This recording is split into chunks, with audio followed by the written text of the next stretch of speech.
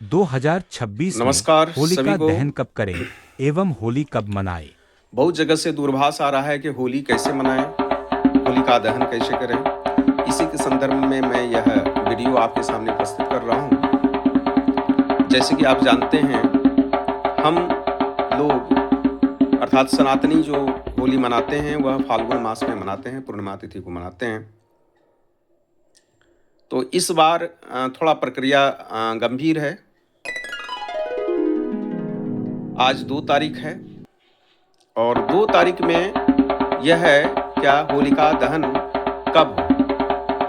तो मैं सबसे पहले बता देता हूं कि फाल्गुन मास का पूर्णिमा का जो तिथि है वह तिथि 2 तारीख को 5:18 से प्रारंभ हो जाता है और 3 तारीख को 4:33 शाम तक रहता है। अब यहाँ है होलिका दहन कब करें हम।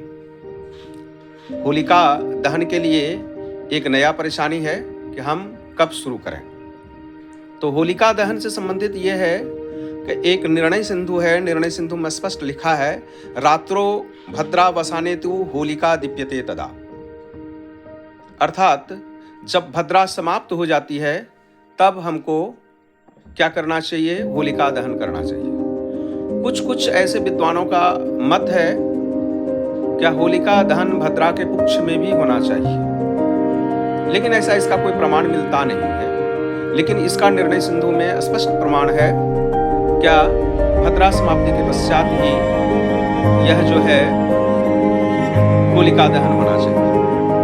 तो अब मन में संशय ये होता है कि होलिका दहन हम करें, लेकिन भद्रा कब से कब तक है। तो भद्रा 5:18 2 तारीख को 5:18 शाम से प्रारंभ हो जाता है और यह 4:56 तक चलता है, सवेरे तक। तो जब इस तरह की बातें हैं, क्या भद्रा समाप्त होने के बाद ही होलिका दहन हो, तो निश्चित तौर पे हम क्या करें, 4:56 सुबह से लेकर 5:40 तक होलिका दहन कर सकते हैं। अगर भद्रा पूछ की बात करें तो कम से कम इस बात का ध्यान रहे, भद्रा जो है रात्रि 12 बजे से 12:50 तक आप भद्रा पूछ में अगर होलिका दहन करना चाहते हैं उस समय करें। लेकिन सर्वश्रेष्ठ जो होता है वह है 4:56 से लेके 5:40 तक आप होलिका दहन करें। अब है क्या होलिका दहन तो करें, ठीक बात है, लेकिन जिस दिन होलिका दहन होगा ठीक उसी के सवेरे होली भी होगा। और होली पूर्णिमा, जैसे कि आप जानते हैं हम फगवा मनाते हैं, फाल्गुन मास में होली होता है, तो 3 तारीख को 4:33 तक ही है और उसमें चंद्र ग्रहण भी है।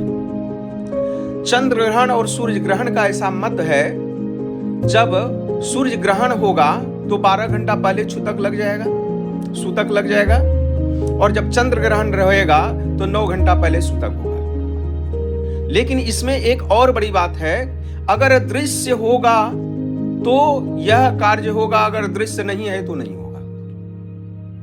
और भारत में जो है सब जगह दृश्य नहीं है। दृश्य काल 6 बजे से शुरू होता है और 6:48 तक चलता है। कहीं कहीं 6:21 से लेकर 6:50 तक चलता है या 7 बजे तक चलता है। तो इस तरह का यहां अगर देखा जाए पूरे भारतवर्ष में सूतक जो चंद्र ग्रहण हो रहा है वह 20 से 22 मिनट हो रहा है, 22 मिनट में हो रहा है। और कितनों भी कुछ करें तो आप देखेंगे कि 5 बजे सायं के बाद ही लगता है। तो 5 बजकर सायं के बाद ही लगता है।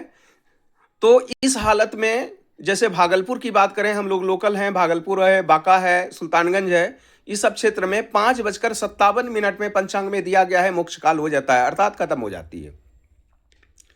अगर हम ये 20-21 मिनट पहले जाएं या 48 मिनट भी पहले अगर चले जाएं तो 5:06 सायं होता है। उसे 9 घंटा अगर पहले हम सूतक काल मना भी लें तो 8:06 तक तो हमें कोई दिक्कत नहीं होती है। तो उस समय 8:06 तक हम क्या कर लें, सारा काम पूजा पाठ का जो भी पुआ पकाना है वो सारा काम हम कर लें और करने के बाद भगवान का पूजन हो जाना चाहिए। और उसके बाद जब मुख्य जो हमारा भूमिका होता है होली में, वह यही होता है कि कुल देवता को हम जो है अबीर चढ़ा दें और उनके लिए जो खाद्यान्न सामान पुआ पकौड़ी जो भी आप बनाना चाहते हैं वो सारा जो करना चाहते हैं वो आप करते हैं। ये जब सारा चीज हो जाएगा तो उसके बाद आप जो भी करना चाहते हैं वो आप करें। जो भी करना चाहने का मतलब है, अगर आप ऐसा चाहते हैं कि हम जो है पूरा सूतक काल आप बनाए रखें तो 8 बजे तक खा पी का आप तैयार होइए और 6 बजे के बाद शाम जब 6 बजे जाएगा तो स्नान अनुष्ठान करके आप फिर पुनः भोजन करें। यह रंग उत्सव का कार्यक्रम आप कर सकते हैं, उसमें कहीं कोई दिक्कत वाली बात नहीं है। लेकिन जैसे ही हमारा बात होता है होली का, तो होली तो 3 तारीख को हो जाएगा, उसमें कहीं कोई दिक्कत नहीं। कुछ लोग ऐसे मतांतर है, क्या हम जो है 4 तारीख को होगा क्योंकि यहां ग्रहण काल है, तो 4 तारीख को तो चैत हो जाता है, तो चैत में तो हम होली मनाएंगे नहीं। जब तिथि ही खत्म हो जाएगी तो फिर होली किस बात की। और होली मनाने का मुख्य उद्देश्य क्या होता है, हम भगवान को चढ़ाएं वस्तु। तो आप कुछ भी हो 8:06 तक आप भगवान को अगर पूज देते हैं तो कहीं कोई दिक्कत नहीं होता है।